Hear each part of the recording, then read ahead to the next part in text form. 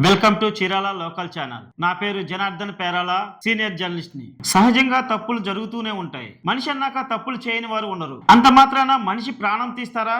ప్రాణం తీసే కసి ఆమెలో ఎందుకు వచ్చింది?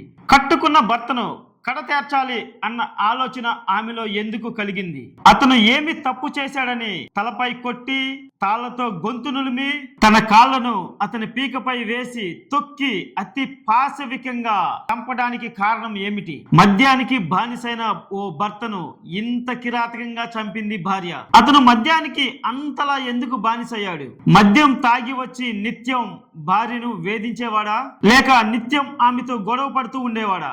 ఏది ఏమైనప్పటికీ తన భర్తను చంపే హక్కు ఆమెకు ఎవరిచ్చారు? తప్పు చేస్తే శిక్షించడానికి చట్టాలు ఉన్నాయి కదా.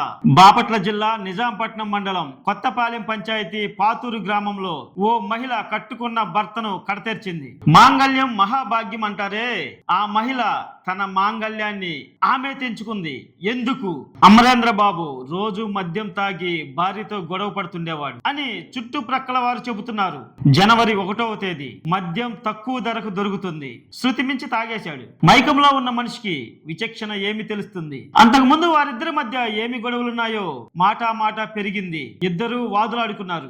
ఒక్క నిమిషం ఎవరో ఒకరు పక్కకు వెళ్లిపోతే ఆ హత్య జరిగేది కాదు. కోపం, అసహనం, క్షణిక ఆవేశం ఇవన్నీ కలిసి హత్యకు దారి తీశాయి. కట్టుకున్న భర్త అన్న ఆలోచన కూడా ఆమెలో రాలేదంటే అతను భార్యను ఎంతలా హింసించాడో అనుమానించాల్సిన పరిస్థితి కూడా ఉంది. కొత్త సంవత్సరం, ఆ కుటుంబంలో విషాద ఛాయలు. ఎవరికీ శాంతి లేదు. ఆ కుటుంబానికి ఇప్పుడప్పుడే మనశ్శాంతి దొరకదు. భార్యాభర్తల మధ్య గొడవ జరుగుతుంది. పక్కన ఇళ్లలో మనుషులు లేరా? గొడవ ముదిరింది.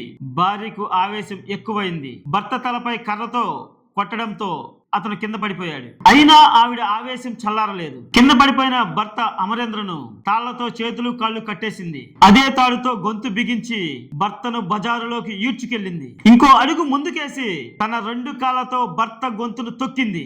ఈ విధంగా తన సొంత భర్తను కడతేర్చింది. అమరేంద్ర బాబుకు 10 సంవత్సరాల క్రితం అరుణ అనే ఆమెతో వివాహమైంది. మద్యానికి బానిసైన అమరేంద్ర బాబు నిత్యం భార్యను వేధించేవాడు అనేది సమాచారం. వీరికి 2 సంతానం, ఒక కుమారుడు, కుమార్తె ఉన్నారు. భర్తతో గొడవలు ఎక్కువై పోలీసులను కూడా ఆశ్రయించింది అరుణ.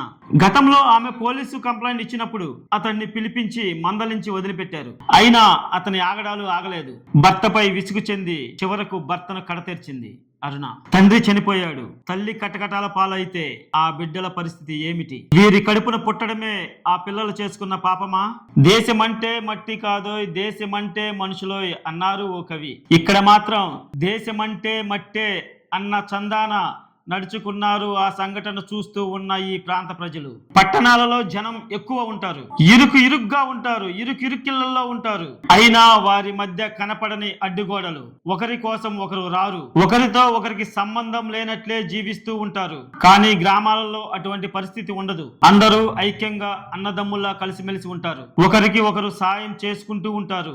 ఇక్కడ దానికి భిన్నంగా జరిగింది. హత్య జరిగింది ఒక చిన్న పల్లెటూరిలో. ఒక వ్యక్తిని చంపుతుంటే చూస్తూ ఉండిపోయారు. కొంతమంది అటుగా వెళ్తూనే చూసి చూడనట్లు వ్యవహరించారు. ఒకరైతే ఏకంగా ఆ దృశ్యాలను వీడియో తీస్తున్నారే కానీ వారిని తప్పించే ప్రయత్నం చేయలేదు. ఇది ఎంతవరకు మానవత్వం అవుతుంది? అక్కడ ఏ ఒక్కరు స్పందించినా, గొడవ పడుతున్న వారిని తప్పించినా ఈ హత్య జరిగేది కాదు. ఆ చిన్నారులు అనాథలు అయ్యేవారు కాదు. ఇప్పుడు ఆ పిల్లల పరిస్థితి ఏమిటి? వారు అనాథలుగా మిగిలిపోవాల్సిందేనా? క్షణికావేశంలో జరిగిన తప్పిదానికి ఎంత మంది బలయ్యారు? అమరేంద్రే కాదు, ఆ కుటుంబం మొత్తం బలైపోయింది. ఇకనైనా తెలుసుకొని ఇలా చేయకుండా మానవత్వంతో ఆలోచించి ఒకరికి ఒకరు తోడు అన్నట్లు ఉన్నాం. ఎవరైనా గొడవ పడుతుంటే వారికి సర్ది చెప్పే ప్రయత్నం చేద్దాం. మానవ తప్పిదాలను కొన్నిటినైనా మారుద్దాం. మరిన్ని విశ్లేషణల కోసం చూస్తూనే ఉండండి చీరాల లోకల్ ఛానల్. నా చీరాల, మన చీరాల.